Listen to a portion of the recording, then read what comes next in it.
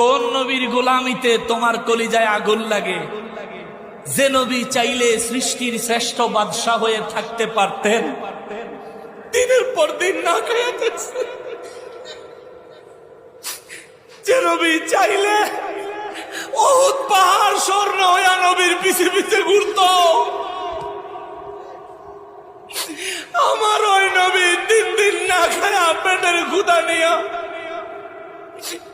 ইহুদির গুহা থেকে পানি তোলার চাকরি নিছে রে।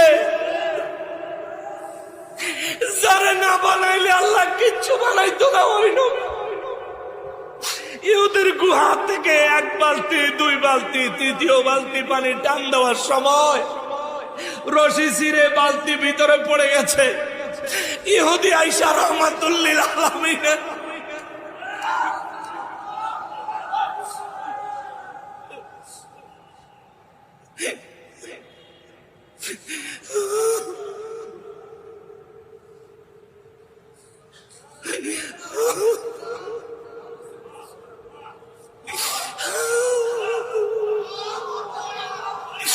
নবীজির গাল মুবারক রে,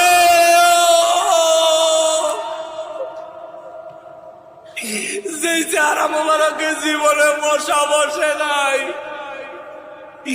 যে চেহারা মুবারকের জীবনে মাছি বসে নাই, যে চেহারা মুবারক দেখে ইহুদি মুসলমান হয়ে যাইতো, যে চেহারা মুবারক দেখলে সাহাবীদের ক্ষুধা মিটে যাইতো, যে চেহারা দেখলে